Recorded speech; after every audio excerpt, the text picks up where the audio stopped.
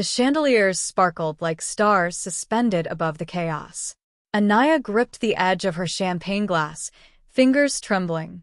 Her lips still held the forced smile she'd worn all evening, like a porcelain mask hiding the cracks underneath. The ballroom was packed with Mumbai's elite. Politicians, film producers, and business moguls milled around, sipping vintage wine and whispering over gold-draped tables. But all eyes, sooner or later, landed on her. She was the bride-to-be. The engagement party was grand enough to silence rumors of her family's bankruptcy. At least that was the goal. But then the music stopped, and the microphone screeched. Everyone turned as Rishabh, her fiancé, walked up to the stage. He tapped the mic twice, chuckling. "Sorry, folks, just a quick announcement." Anaya's heart stopped. "Before we go further with this engagement," he said, smoothing his expensive hair, "I think everyone deserves to know something." Anaya's father stood, confused. "Rishabh, what are you doing?" Rishabh didn't look at him. He looked directly at Anaya. "My family doesn't do charity, Anaya. And I'm not marrying into debt." The silence was volcanic. Her mother gasped. Her father stumbled forward. Anaya rose, too stunned to speak. "The metas are broke," Rishabh went on, waving a paper in his hand, an exposé from a finance blog. "And they lied to us. Hid it. My father just confirmed it minutes ago." The audience erupted. She used him. They were trying to trap him. "I heard her dad's under investigation." Anaya's cheeks burned. Her lungs forgot how to breathe. She scanned the crowd, helpless, her world unraveling in real time. Cameras flashed. Someone laughed. Her mother fainted. And then, a voice. Cool. Precise. Deadly calm. "I'll marry her." The room froze. All heads turned toward the man standing near the open bar. He looked too still to be real. Black tailored suit, unblinking dark eyes, hands clasped behind his back like a soldier awaiting war. Anaya stared. "What?" she whispered. "I said." He stepped forward, eyes on her like she was the only person left in the room. "I'll marry her." The whispers exploded. "Who is that?" "He's insane." "Wait, isn't that Raheel Ayan?" Anaya's pulse kicked hard. Raheel Ayan, CEO of Ayan Corp., known for mergers, hostile takeovers, and emotional detachment.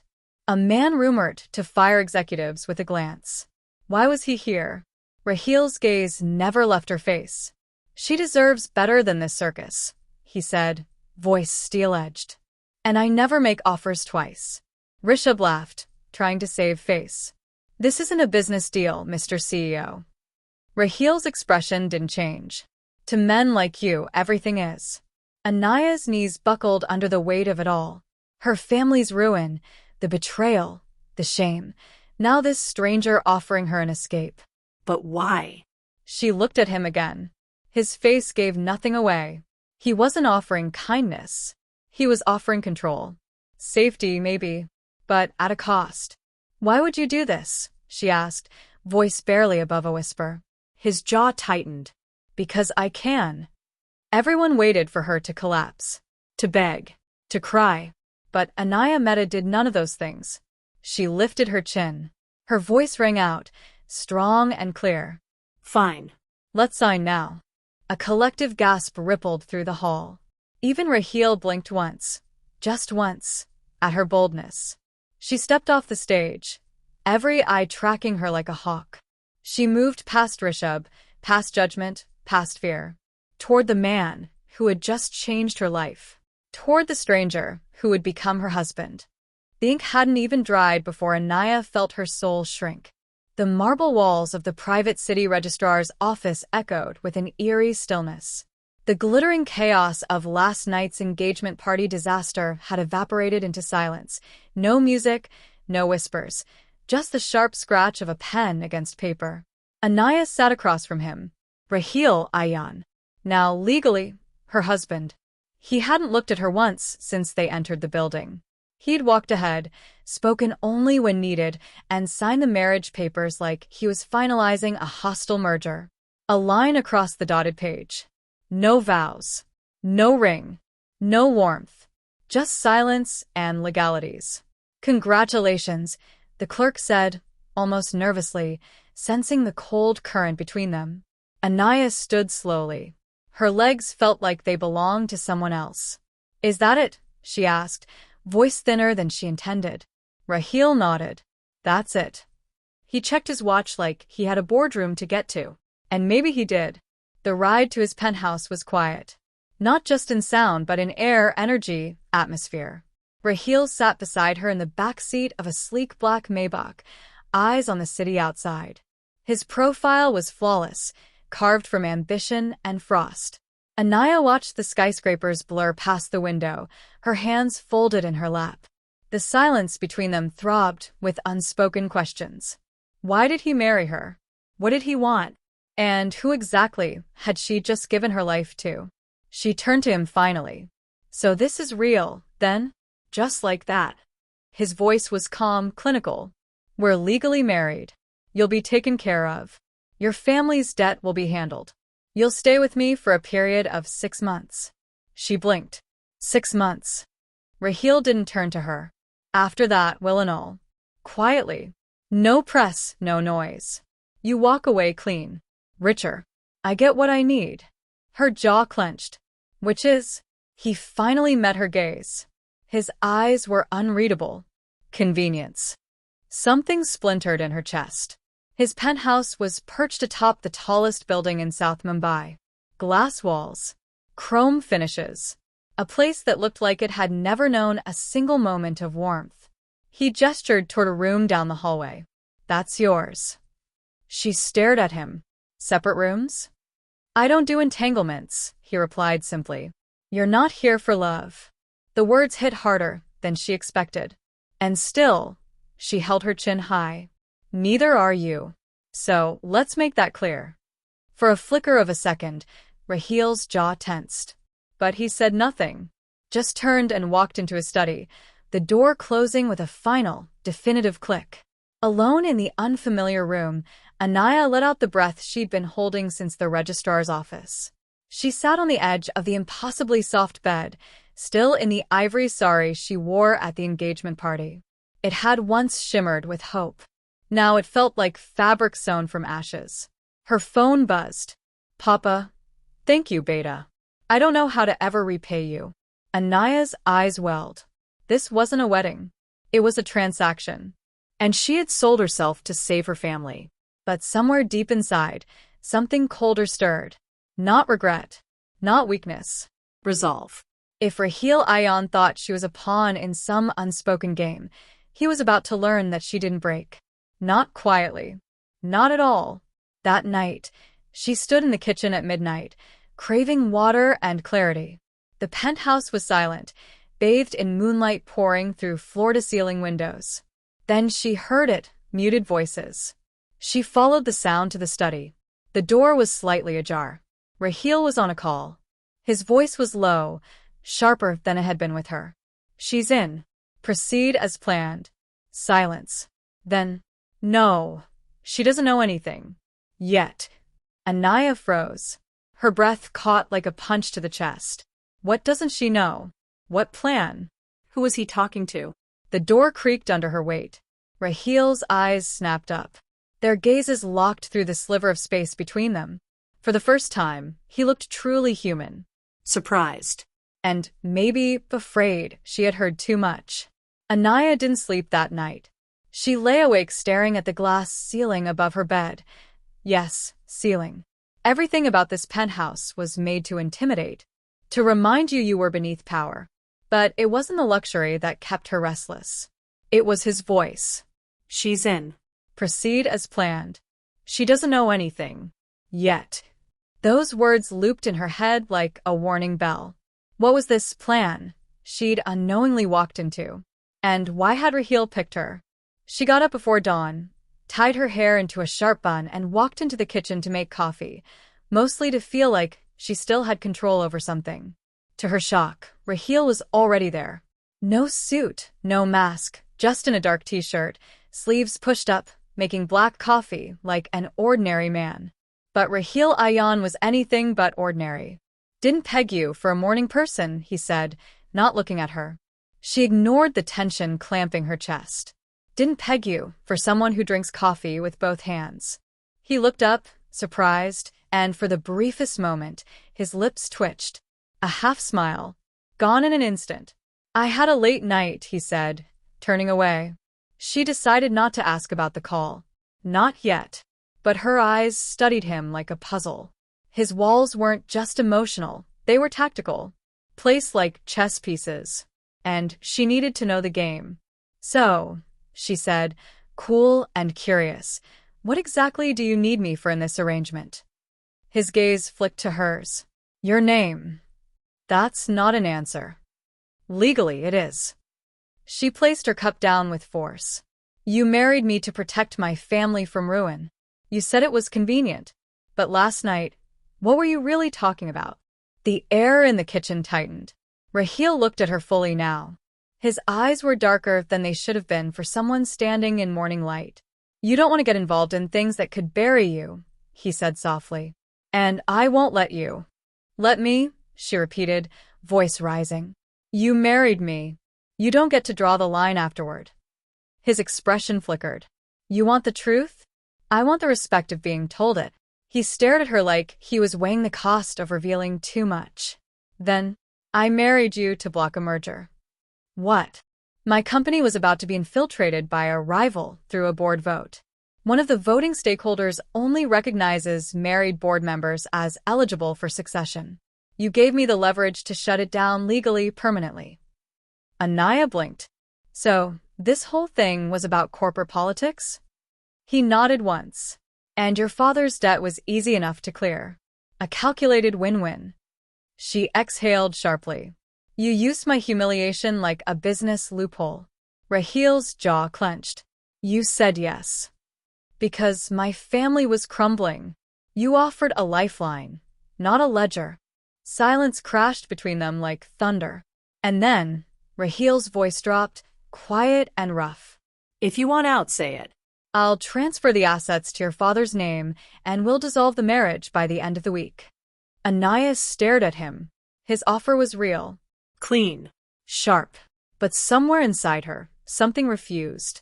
Not because of the mansion, or the money, or even the deal, but because walking away now meant accepting that this was all she'd ever be, just another pawn in someone else's plan. No, she said. I'm staying. Raheel looked at her again, and this time, something flickered behind his cold gaze. Respect? Amusement? Fear? She didn't care. I'll play your game, Mr. Ion, she said, voice like fire. But don't mistake silence for weakness. And don't confuse a contract for control. She turned and walked out, her spine tall, her pulse unsteady. Later that day, she arrived at Ion Corp headquarters, invited, or rather summoned, by Raheel's assistant. Anaya stepped off the elevator and walked through the glass corridors with measured grace. Heads turned. Whispers followed. That's the new Mrs. Ion? She's not even from a business family. She must have tricked him. She entered the boardroom at exactly 11 a.m. Raheel sat at the head of the table. Sharp, formal, unreadable. His board members lined the sides, predators in suits. He didn't smile, but he stood. Gentlemen, he said, this is my wife. And effective today, she will be joining the office as an observer on all internal proceedings relevant to succession law. Any objections? The silence that followed was heavy. One man, old, smug, finally asked, what are her qualifications? Anaya stepped forward. Surviving betrayal in front of a crowd of 200, she said. And still showing up the next morning in heels. The room fell into stunned silence. And Raheel, though only for a flash, smiled. Anaya didn't expect to be followed. But the man in the navy suit had shadowed her since she left Raheel's board meeting. Subtle, silent, but too calculated to be coincidence. She ducked into the ladies' restroom of the Ion Corp's 22nd floor, heart pounding, and quickly turned the lock behind her. What game had she stepped into? She splashed cold water on her face, staring at her reflection. Flushed cheeks, fire in her eyes, lips trembling slightly. The woman looking back wasn't the same girl who'd begged for her father's safety a week ago. She was becoming someone else. Someone who didn't run. Her phone buzzed. Raheel, come to the East Wing. My office. Now. She hesitated, then typed. Anaya, why was I followed? No answer. Of course not. She left the restroom with her shoulders high, heels loud against the marble as if daring anyone to stop her. Raheel's office was unlike the rest of the cold, sterile building. It was dimly lit, shadowy, with black wood paneling, floor-to-ceiling windows, and a fireplace crackling, more like a den than a workspace. He stood near the fire, hands in his pockets, suit perfect, expression unreadable. Is this what you do? She asked sharply as she entered. Have people followed? Spy on your own wife. He turned, slowly. You weren't followed. You were being protected. I don't need protection. I need answers. He walked closer, too close, and for a moment, she couldn't breathe. Raheel looked at her like a man walking a tightrope, restrained, calculating, and just one secret away from unraveling. There are people in this company, he said, who want me gone. They can't touch me through legal means, but they'll look for weaknesses. Including you. Her pulse quickened. So I'm bait. He shook his head. You're the one person they didn't expect. That makes you unpredictable. That makes you powerful. And that makes you dangerous. Anaya scoffed. To who? To everyone. She laughed bitterly. You think too highly of a woman you barely know. He stepped closer. You think I don't see you, Anaya? You walked into that boardroom like you owned it. You disarmed men who've crushed MBAs for breakfast. You stare them down in a Zara blazer like it was armor. Her eyes locked on his. Something shifted. Raheel's voice dropped. Don't you dare think you're insignificant. Heat flared in her chest, not from flattery, but from something much more dangerous. Emotion. The silence between them throbbed like a heartbeat. She finally said, quieter now, what are they after, Raheel? What secret is so big they'd rather destroy you than let it out? His jaw tightened. You don't want to know. I do. He stared at her, long, hard, torn between protecting her and finally unburdening himself. And then he turned and walked to the wall beside the fireplace. He pressed something. A panel slid open. Behind it was a metal door with a biometric scanner. Anaya's breath caught. You wanted answers, he said, placing his thumb on the scanner. You're about to get one. The door opened with a hiss. Inside was a dim-lit room. Shelves. Screens. Files. Not documents, evidence. Photos of people. Ledgers. Audio tapes. Wire transfers. It was a private archive, one that could ruin empires.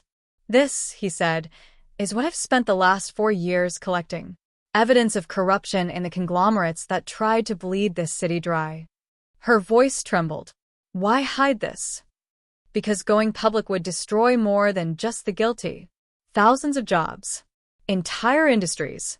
Families. And your company? They'd paint me as unstable. Ruin me before I could speak. She took a shaky step forward. Why show me this? Raheel looked at her, eyes blazing. Because you're not afraid of chaos. And because, for some reason I haven't figured out yet, I trust you. The weight of those words dropped between them like thunder. Before she could speak, a red light on the wall blinked. Raheel's expression changed instantly. He hit a switch. A screen lit up. Security footage. Anaya's stomach turned cold. It showed her father in the lobby, being grabbed by 2 men in suits and shoved into a black car. No, she whispered. Raheel moved fast. They've made their first move. Her voice cracked. Who are they? He turned to her, eyes like steel. My enemies. And then quietly, urgently, Anaya, I need you to listen. From this moment on, everything changes. Rain fell hard against the tinted windows of the black SUV, washing the city into a blur of gray. Anaya sat in the back seat, her fingers clenched tightly on her lap. Raheel sat beside her, calm in appearance, but she could feel the storm churning beneath his skin. They hadn't spoken since the footage. Her father, dragged away like a criminal. And Raheel's only words had been, We're going to get him back. The car pulled into an underground garage beneath a luxury penthouse Anaya had never seen before. Cold, modern, sterile. Raheel opened the door for her, but she brushed past him and stormed into the elevator without waiting. She couldn't take the silence anymore. "What aren't you telling me?" she hissed as the doors closed. Raheel's jaw tensed. "Not now." "No, now," she snapped. "You've kept secrets since the day we met. I married a stranger to save my family, and now my father's been taken because of you." His eyes darkened. "Because of them? What's the difference? You knew this would happen. You brought me into your war and didn't even warn me." Raheel stepped closer, voice low but lethal. "I tried to keep you out. You insisted on knowing. You insisted on walking into fire. Well, maybe I wouldn't have if you treated me like a partner instead of a pawn." The elevator dinged. The doors opened into the penthouse, sleek walls, glass chandeliers, polished obsidian floors. She walked out, her heels clicking like defiance. Raheel followed, loosening his tie, the tension rising with every step. "You think this is a game?" he growled. "You think I wanted this marriage? This mess? I married you because I thought you'd vanish quietly after your father's debt was paid. But instead, I stood up to you." That stopped him. She spun around. "I challenged you. I questioned you. And God forbid, I made you feel something. That's why you kept me at arm's length. Because you don't know how to handle someone who doesn't bow."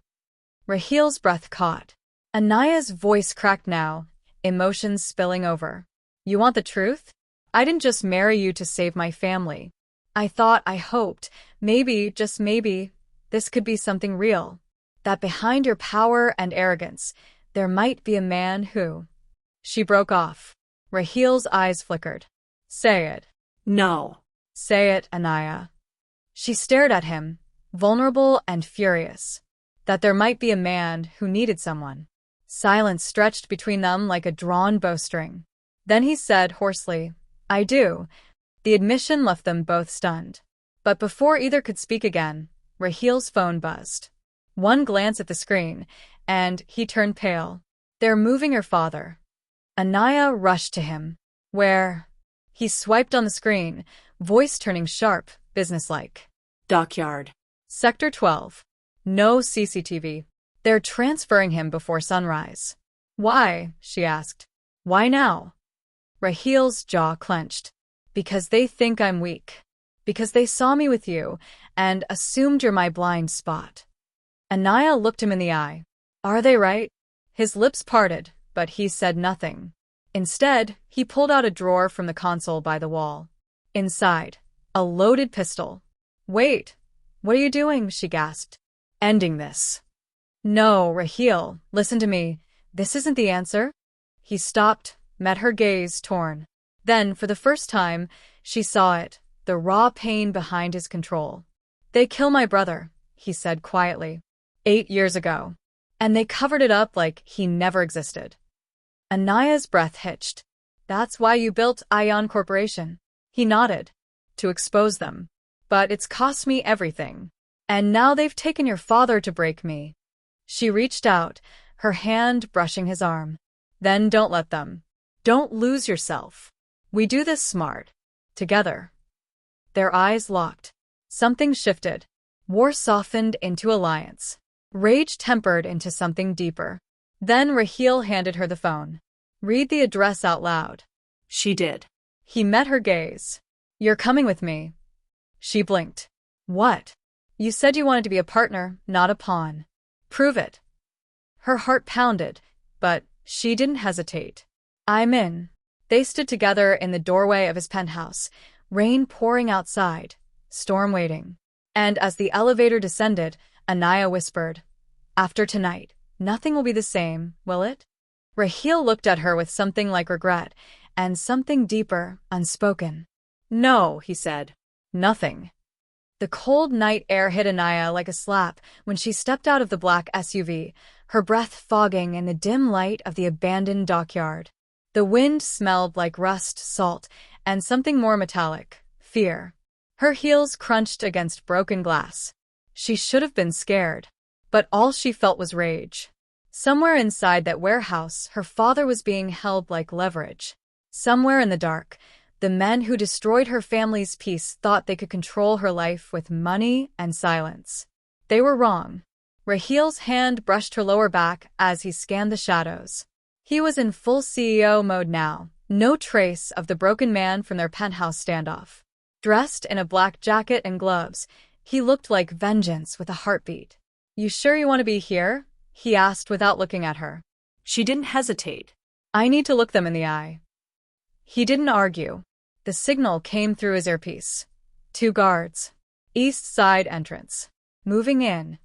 Rahil gave a subtle nod. His men were surrounding the building, silent, invisible, deadly. But as they crept closer to the entrance, something shifted in the air. Too quiet. Rahil stopped mid-step. "Something's off." Anaya's pulse spiked. "What do you mean?" Before he could answer, the door exploded open, and 5 armed men stormed out. "Go!" Rahil shouted, shoving Anaya behind a crate as bullets shredded the silence. Chaos erupted, gunfire, shouts, splintered wood. Rahil ducked, rolled, and returned fire with a sniper's precision. His men emerged from the shadows, closing in fast, but it wasn't a rescue anymore. It was an ambush. Anaya's back slammed against cold metal as she tried to breathe, her fingers digging into the crate. Then she saw him, her father, stumbling out of the warehouse, hands tied, a guard dragging him like trash. "Papa," she screamed. The guard turned and aimed. Rahil saw him too. He didn't think. He ran. 2 shots rang out. The guard fell. Rahil stumbled but didn't stop. He reached Anaya's father, yanked a knife from his belt, and sliced through the bindings. "You're safe now," he whispered. "Go to her." Her father fell into Anaya's arms, trembling. She sobbed against him, barely hearing the retreating footsteps as the remaining men fled into the dark. Sirens wailed in the distance. Too late. Too calculated. Rahil turned, clutching his side. Blood bloomed through his shirt. "Rahil!" she shouted, running to him. "I'm fine," he said, but the words were slurred. "You're bleeding." He smirked. "Better me than you." Tears blurred her vision as she pressed her hands against his wound. "Why would you do that?" "You could've." "Because you matter," he said, voice low. "More than you know." Anaya froze. He winced. "I didn't marry you to feel anything. But I do. God help me, I do." She swallowed hard. "Then stop pushing me away." He looked up at her, pain etched in every line of his face. "I don't know how." The ambulance arrived. Lights flashing. Doors swinging. Medics rushed to them, but Rahil's eyes never left hers. As they lifted him onto the stretcher, he grabbed her hand. Tight. Desperate. "Anaya," he rasped, "there's something I never told you about your father's debt. About why I really agreed to marry you." She leaned in. "What is it?" He parted his lips to speak, but the oxygen mask came down. His eyes fluttered shut. The medics pulled him away. Anaya stood frozen in the siren-soaked dark, her heart in pieces, one truth circling her mind. He'd saved her family. He might lose everything. And she still didn't know why.